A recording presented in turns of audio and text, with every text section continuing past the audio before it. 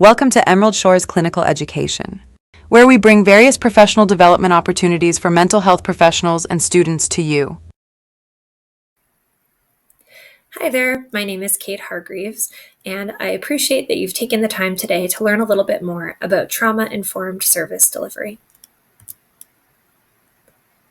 Before we get started, I'd like to introduce myself so that you know where I'm coming from in terms of my background in this work.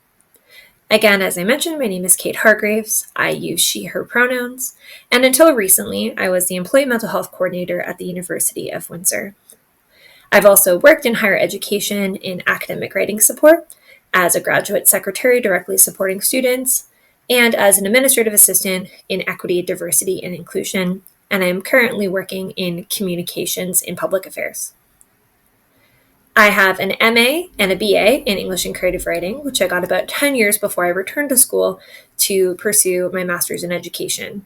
And I am currently a PhD student in the joint PhD in education between the University of Windsor, Brock University, and Lakehead University.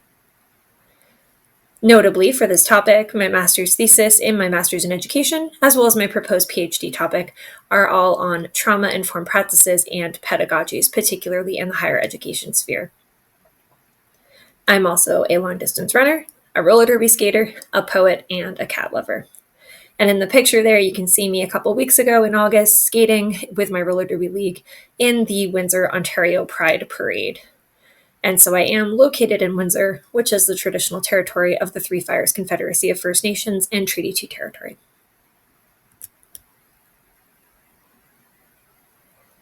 So today we're going to talk a little bit about what trauma is, what it means to be trauma-informed, why it's important to be trauma-informed, the relationship between trauma-informed practices and secondary or vicarious trauma, and some practical strategies for trauma-informed service delivery. By the end of this presentation, you should be able to understand what trauma is and how it might present, understand principles that underlie trauma-informed practice, understand the risk of secondary trauma to service providers, and identify practical strategies to engage in trauma-informed service delivery. I like to provide a content forecast, and I've borrowed this concept of the content forecast from my colleagues at the University of Windsor in the Office of Sexual Violence Prevention, Resistance, and Support. And what I like about it, as opposed to something like a trigger warning or a content warning, is that it tells you, well, I can't tell you what to wear, but I can tell you it might be raining. So I'm telling you about what is coming up in terms of the material, and I'm allowing you to be empowered to make choices to do what you need to do. So while we're not going to go into detail about specific types of trauma or precipitating events that might cause a trauma in this presentation, sometimes just talking about the effects of trauma can be activating for some folks. So please take care if discussing that can be difficult for you. And taking care might look different for each person. You might want to take a break and pause the module. You might want to step away, get some movement in. You might engage in a breathing exercise or a grounding exercise, or you might get some water. Whatever it means for you, please feel free to do so and make sure you look after yourself. So I like to start here with just asking, what is trauma? And again, if you want to pause the video and consider this, you can go ahead and do so. How would you define trauma? So not necessarily thinking about what might cause trauma or precipitating events, but what does the word trauma mean? What comes to mind when you think about the definition of that word? The reason I ask that is because trauma is a difficult word to define. It can mean a lot of different things depending on your lens and on context. So broadly speaking, we might describe trauma as being an ongoing social, emotional, relational, cognitive effect of negative experiences or ongoing conditions that overwhelm a person's capacity to cope. Many people might associate trauma with the clinical diagnosis of post-traumatic stress disorder from the DSM, but it's important to note that not all trauma is diagnosed as PTSD. This is because the criteria for PTSD do not encompass all types of trauma, and there's been criticism of this in a variety of sources, including looking at how PTSD criteria don't necessarily incorporate intergenerational trauma, for example. Another thing to note is that not all people who might even receive a diagnosis of PTSD have access to medical care, mental health care, or diagnosis. So it's important to not limit our understanding of trauma just to those who are diagnosed with PTSD. And we're going to, at least for today, take a broad view of trauma that goes beyond just that diagnosis of PTSD. So Schalke calls trauma slippery to define, and I have to agree. If we think about it etymologically, it comes from the Greek word for wound. And if we look at a more clinical definition from the United States, from SAMHSA, trauma is resulting from an event, series of events, or a set of circumstances that an individual experiences as physically or emotionally harmful or threatening, which may have lasting adverse effects on the individual's functioning and mental, physical, social, emotional, or spiritual well-being.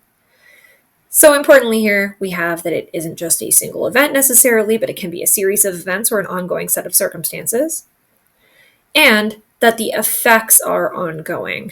So when we talk about trauma, typically we're not talking necessarily just about that precipitating event or series of events, but we're talking about the ongoing reactions that result from that event.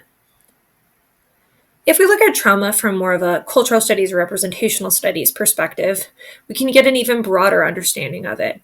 So we have this definition of trauma as a severely disruptive experience that profoundly impacts the self's emotional organization and perception of the external world.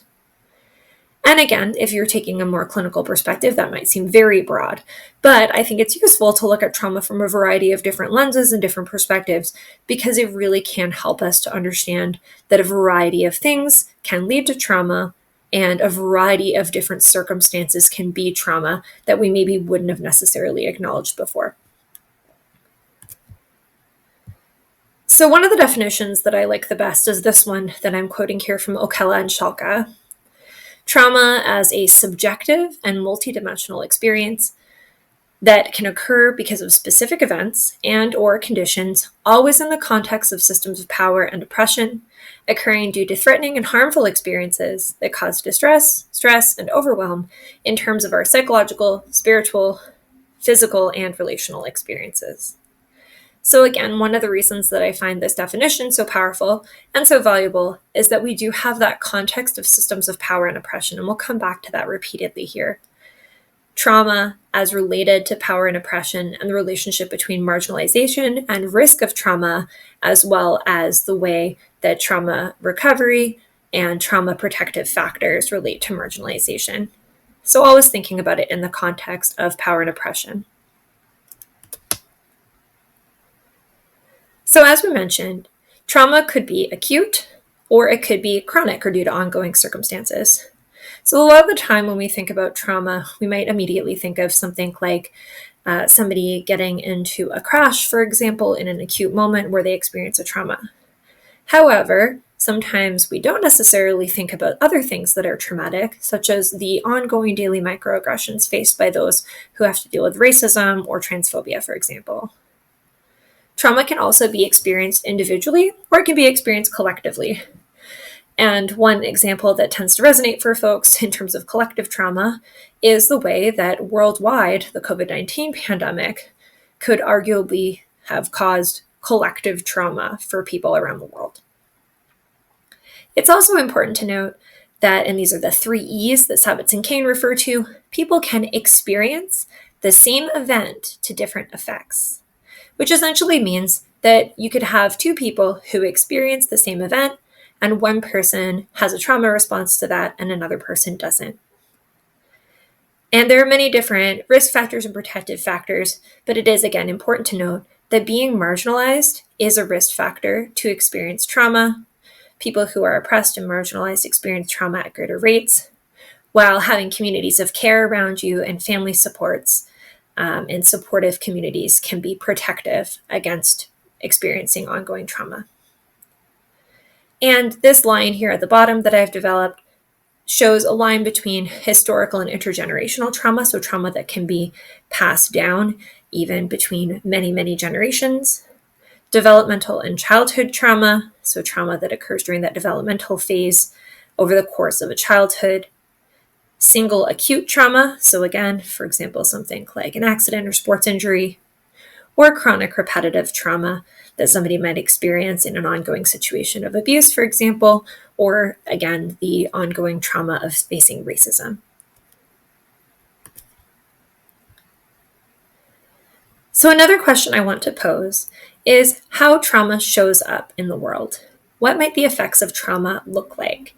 And you can think about this in terms of if you're in an educational setting or a service setting, what does it look like when trauma shows up in that setting, in that classroom, for example? And again, feel free to pause and think about this if you'd like.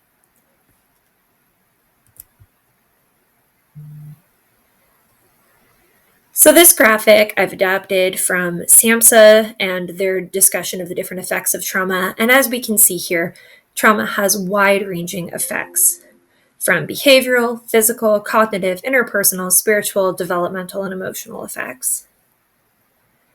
In an educational setting, teachers might notice anxiety, impaired concentration, impaired executive functioning, students withdrawing, being more impulsive, oppositional attitudes, derealization, difficulties with social relationships, low self-esteem, reduced self-care, and reenacting of traumas. And these are, again, just some of the effects of trauma that we might see in terms of the way that trauma shows up. Personally, as a trauma-affected person, something that happens to me is that if I have something that really triggers the trauma that I have had, for example, watching a movie where something similar happens, I have been known to have panic attacks. And if somebody doesn't know that I have that trauma background, they might be surprised at my reaction if I get up and walk out of the room, if I start crying, for example. So we have all these different effects that people can have because we don't necessarily know when somebody has a trauma background. And people don't necessarily need to disclose that to us. And that's one of the reasons that we want to be trauma informed.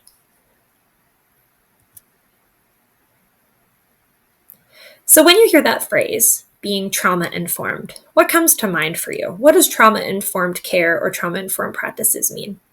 And again, feel free to pause if you'd like to consider here.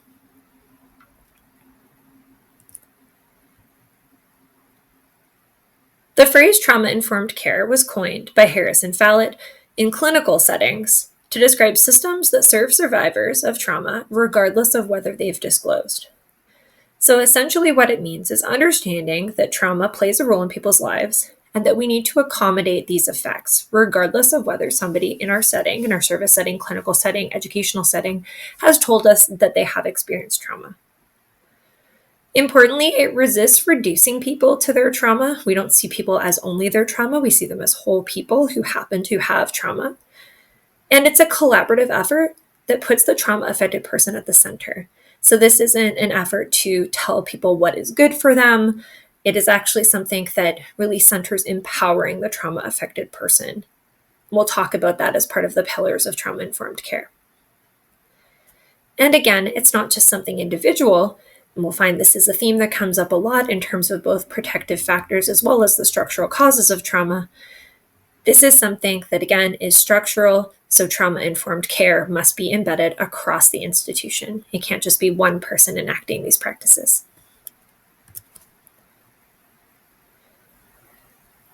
So based on Harris and Fallett's model, SAMHSA has 4 assumptions of trauma-informed care that they call the 4 R's.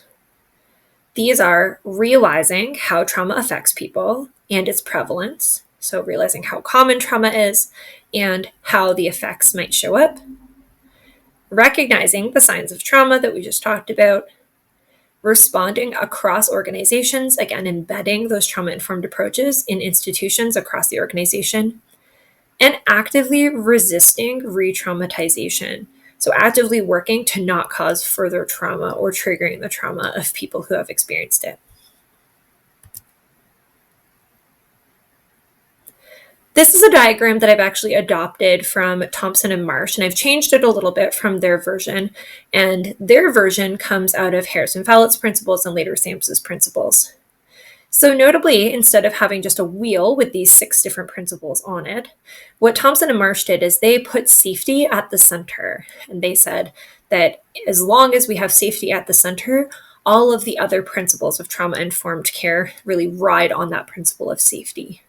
So we need to center safety because without that, we can't have trauma-informed care at all. What I've done here, and I've kept safety at the center because I think that's really important, is I've actually taken the lens of the structures systems lens and those cultural, historical, and gender issues, considering marginalization, considering power and oppression, and I've moved it out of being one of the different pieces of the circle and actually put it around the circle.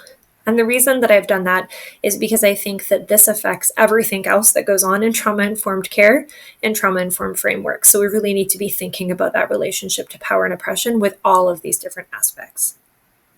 So we can see also in the circle are these principles that do have some overlap. So collaboration and mutuality, we can see overlaps with peer support. Again, this isn't an individualistic system or framework. This is something that relies on people working together and being supported by one another.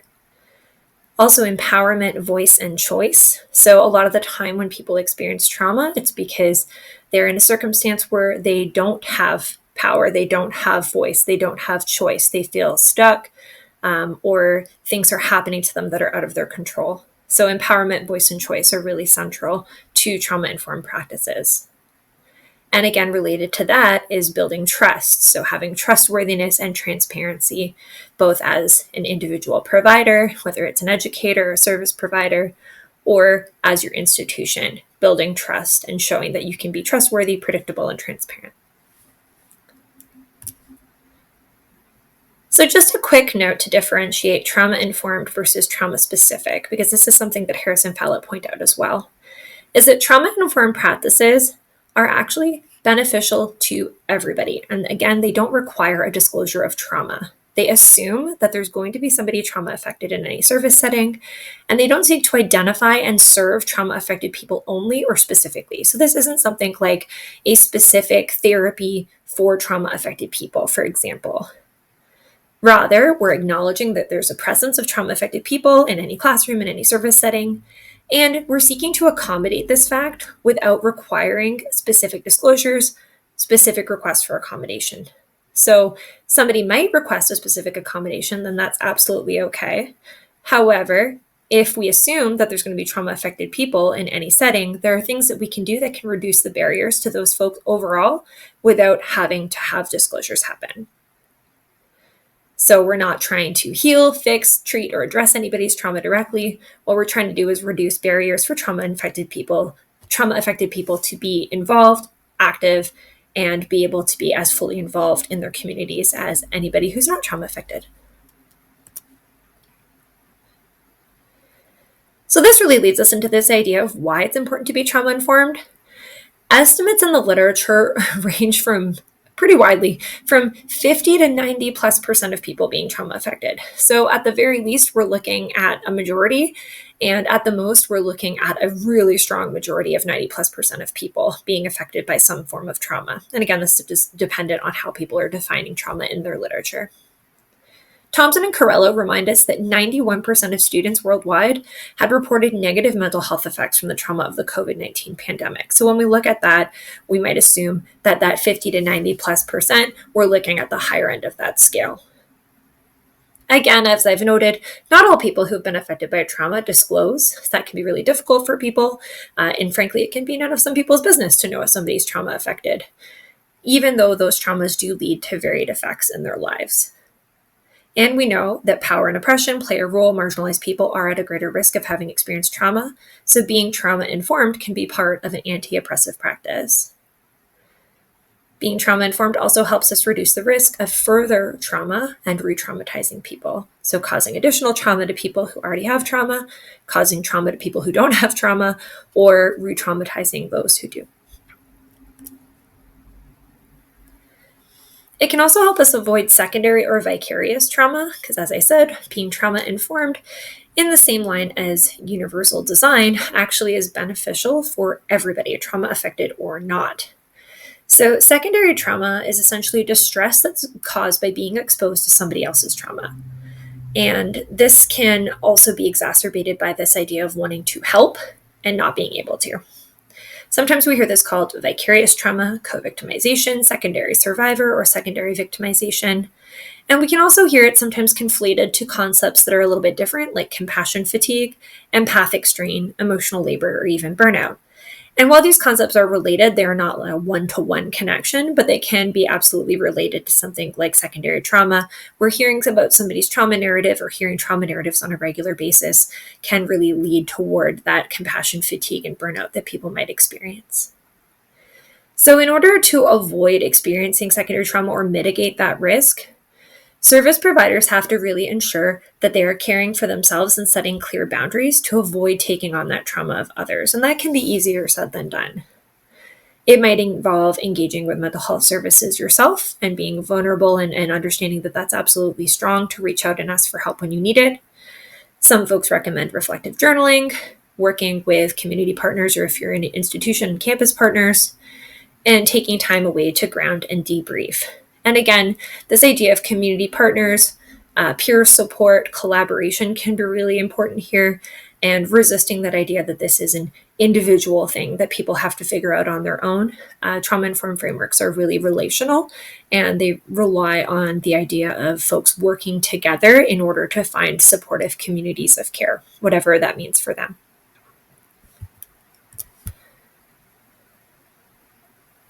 So in terms of practical strategies for trauma-informed service delivery, again, these are going to look different depending on what kind of service you're providing, but it's important to remember that you don't need a disclosure to create caring, compassionate spaces. Anybody can have trauma. Most people do, as we know from that 50 to 90+ % estimate. And so if we know that trauma-informed strategies can benefit everyone, including the service provider, in mitigating that risk of secondary trauma, then we can make sure that we are enacting trauma-informed strategies, whether or not we have a disclosure. We don't want to be coercing disclosure out of people just to be able to get the barriers to their access removed. Other key points in trauma-informed service delivery involve taking that strength-based approach and really resisting a deficit lens that frames trauma-affected people as less than. And this, again, is part of empowering trauma-affected people to be central to these practices, to make choices, to be empowered, and not viewing trauma-affected people as people that we're trying to fix or heal or address their trauma in a trauma-specific way. We're being trauma-informed so that they can make choices, they can be involved, and they can thrive. Embedding trauma-informed practice institutionally, again, I've mentioned this before, is important because these are not an individual endeavor. Anybody can be trauma-informed, not just trauma-specific therapists. And if we're talking about trauma-informed practice, we might see that in a variety of different fields and institutions. But again, it needs to be embedded across the institution. So it can't just be a single teacher in a school being trauma-informed. These practices need to be embedded, and these frameworks and lenses need to be part of the way that the whole institution operates. The same would go for a healthcare setting, for example. One person can make a difference, but it is a lot more effective if the institution is on board and supporting that person in driving that change. So some more practical strategies that you might want to think about are considering the physical space and layout of service settings. And again, whether this is in an educational space, a clinical setting, whether this is in a hospital, thinking about the location of seating, doors, lighting, and noise can be important. For example, some folks may not want to sit with their back to a door. That could be distressing for them. I also used to work out at a gym, for example, where there was signage asking folks not to drop their weights because we were next to a newcomer center where there were people who had a lot of trauma around loud, unexpected noises.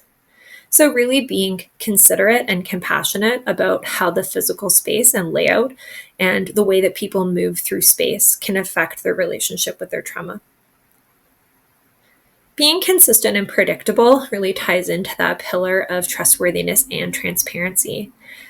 So communicating consistently and predictably, not changing appointments at the last minute, or being, if that has to happen, being really communicative about what that might look like if an appointment might change, letting people know if there's a chance of an appointment changing, for example.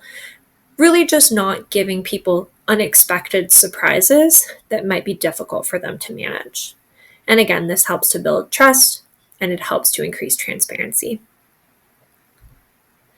Building in flexibility around deadlines and due dates and expectations without sacrificing rigor is another aspect of trauma-informed service delivery. In education, for example, this might look like having flexible deadlines for all students in a class to be able to hand in an assignment and then maybe resubmit it later for regrading. It might look like having a flexible deadline where you don't need to ask for a formal extension. And this is, again, not coddling students or sacrificing rigor, because, again, that would actually be disempowering to trauma-affected people. But allowing flexibility might allow somebody who has to work an extra shift at work to get a deadline met, for example. So it's not just serving those who are trauma affected. It's not requiring somebody to disclose, I had a panic attack last night and I couldn't get this done.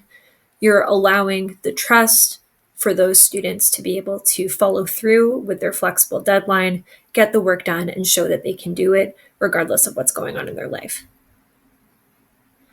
Knowing your local services as if a referral is needed is also helpful, and that comes with setting those boundaries, knowing what your boundary is as a service professional, as a provider, and knowing if somebody needs a warm handoff to another professional.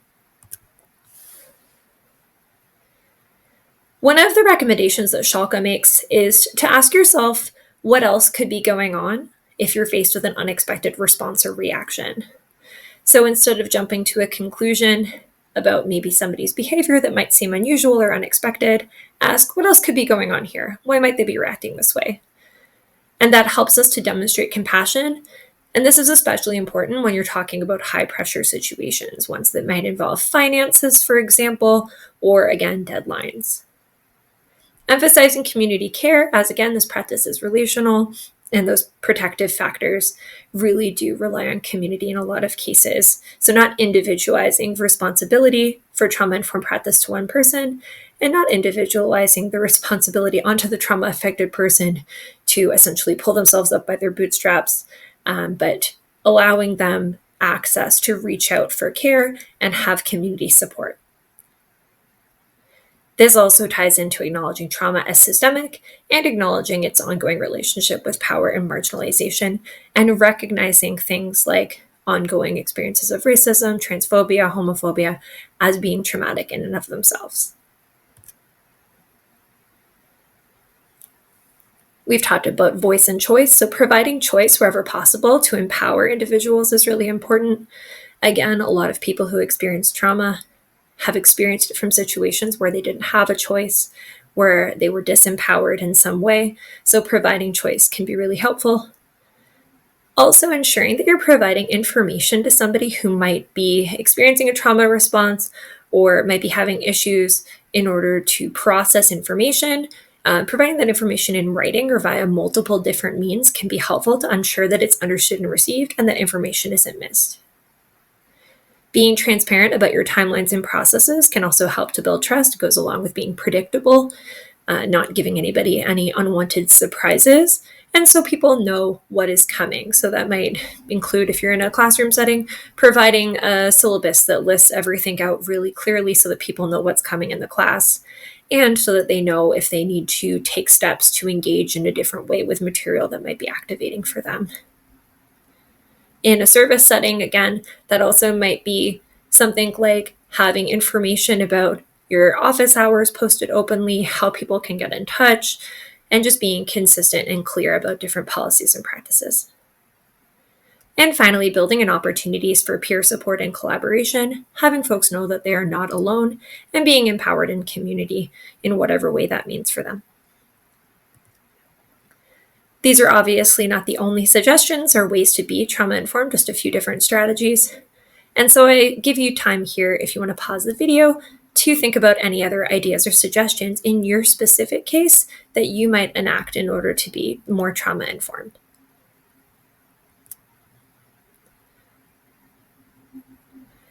I want to end on another note about supporting providers. So again, it's really important that we resist individualized self-care discourses. Sometimes folks take on so much of what's going on in their lives and in their works and other people's traumas, and then they feel like they need to individually figure it out and get over it or get through it. And realistically, it is not about taking a self-care day and having a bath and doing a bath bomb, or taking the stairs, or those sort of individualized self-care initiatives that we might hear about.